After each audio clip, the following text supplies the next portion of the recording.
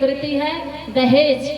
आज हमारी माताएं बहनें आप सभी लोग दहेज हत्या के अधिकारी, हम लोग जेल में जाते हैं कार्यक्रम कराने, वहाँ महिलाओं की संख्या ज्यादा रहती है और महिलाएं जब आती हैं उनसे पूछते हैं कि आप किस अपराध में आई हो, तो जितनी बंदी महिलाएं रहती हैं कैदी, वो सब कैदी महिलाओं में 90% यही होती है कि अपने बहू को जला के मारने के इल्जाम में आए हैं।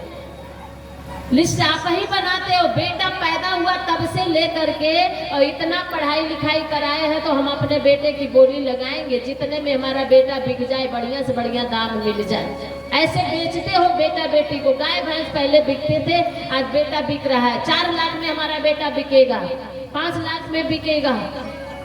ऐसे बोली लगा करके बेटे को बेचने वाले ये दहेज हत्या है। और जब नहीं मिलता है तो आप बहू को जला करके मार देने वाले यही सास ससुर होते हैं, जिनमें इतने में आप लोग भी सास ससुर बनेंगे। कब तक अपने भारत की बेटी दहेज की बेदी पर चढ़ती रहेगी। रस्म लेना दहेजों का छोड़ो, करते हैं ये सबसे निवेदन। रस्म लेना दहेजों का छोड़ो, इन दहेजों के कारण है भाई आग हर घर में एक दिन लगेगी। स्वर्ग के चाहने वाले लोगों नर्क में भी जगह ना मिलेगी।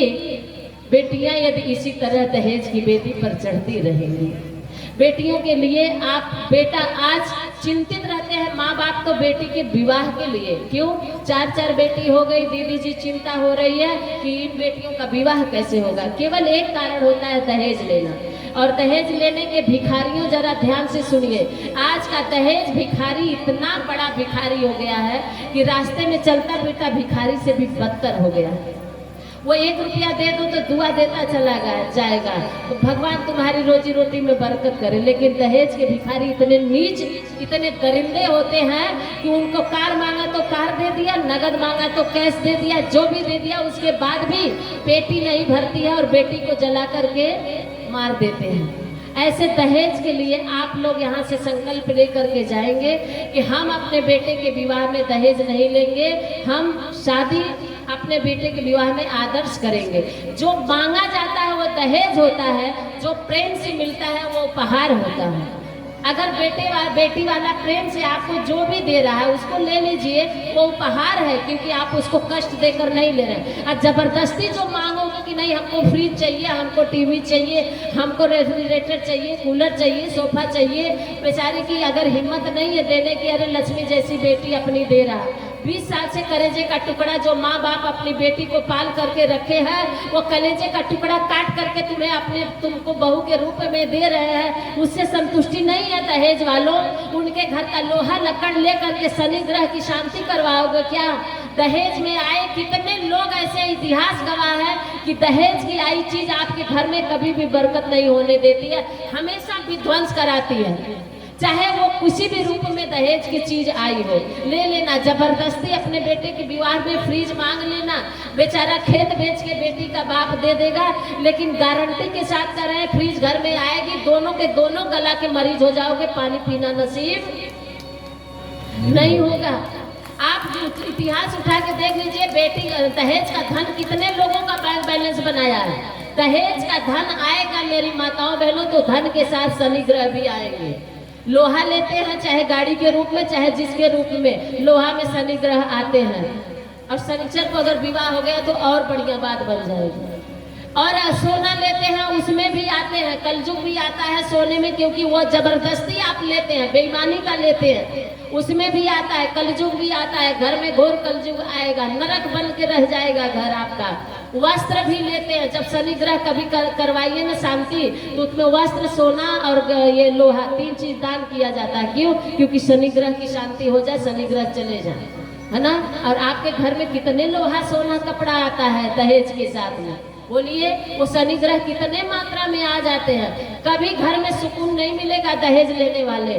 घर में अगर सुकून चाहिए, सुख सम्मति चाहिए, तो दहेज वाली नहीं, कार वाली नहीं, संस्कार वाली बेटी घर में ले आइए। कह दीजिए हमें तो एकदम गृह लक्ष्मी चाहिए, हमें दहेज वहेज कुछ नहीं चाहिए। मेरी माताओं बहनों, त्रेता में दहेज में जो चीज आई थी वही आग लगाई अयोध्या में, और द्वापर में दहेज में आया था शकुनी, वो भी महाभारत करवा दिया। और त्रेता में आई थी मंथरा, वो भी आग लगा दी पूरे अवध नगरी में। क्या चाहती हो आपका भी नगरी में आग लग जाए क्या? इसलिए दहेज लेना बंद करो। अगर रोकनी है घर की बर्बादी तो बंद करो खर्चीली शादी।